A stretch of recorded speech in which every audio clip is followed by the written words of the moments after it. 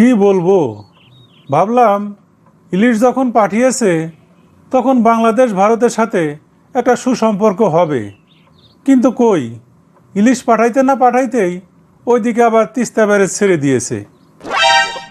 Hello, hello, hello, hello, কে? আরে দাদা, নমস্কার, নমস্কার। কেমন আছেন দাদা? কেমন আছেন আপনি? কেমন আর থাকি, তোমরা কি আমাদের ভালো থাকতে দিয়েছো? বলো, ভালো থাকতে দিয়েছো? দাদা, আমি তো আপনার কথার কিছুই বুঝতে পারছি না, একটু খুলে বলবেন কি?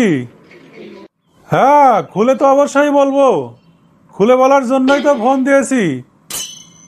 এই যে আমরা বাংলাদেশের মানুষ, এই যে আমরা আগে ইলিশ না খেয়ে তোমাদের যে আগে ইলিশ পাঠালাম, যদিও তোমরা টাকা দিয়ে ইলিশ কিনেছো, তারপরেও তো পাঠিয়ে দিয়েছি, নাকি দেইনি?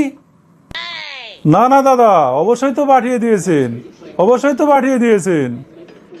এখন বলো, এই যে আমরা তোমাদের যে ইলিশ দিয়ে সহযোগিতা করলাম, আর এর বিনিময়ে তোমরা কি করলে? পরপর দুইবার বন্যার পানি আমাদের বাংলাদেশে ঢুকিয়ে দিলে। বলো, কাজটি কি তোমরা ঠিক করলে? বলো, ঠিক করলে? একবার দক্ষিণাঞ্চলে বন্যায় প্লাবিত করলে, আবার করলে উত্তরাঞ্চলে। বলো, প্রতিবেশী দেশ হিসেবে এই কাজটি কি তোমরা ঠিক করলে? বলো, ঠিক করলে? দাদা, আসলে হয়েছে কি, এই বিষয়গুলো আসলে আমাদের যে যে উপরের লেভেলের মাথামোটা লোকগুলো আছে না, এরাই দেখাশোনা করে। আসলে এসবের জন্য এরাই দায়ী।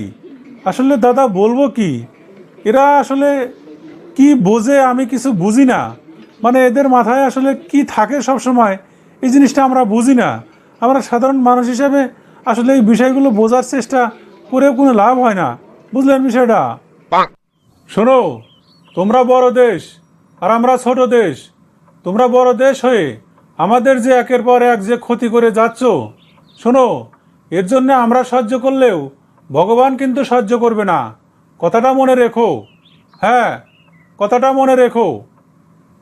না, আমাদের দেশের এই মাথামোটা লোকগুলোর কবে যে সুবুদ্ধি হবে, এদের কারণেই দেখছি বাইরের দেশের মানুষের কাছে আমাদের ছোট হতে হচ্ছে, অপমানিত হতে হচ্ছে।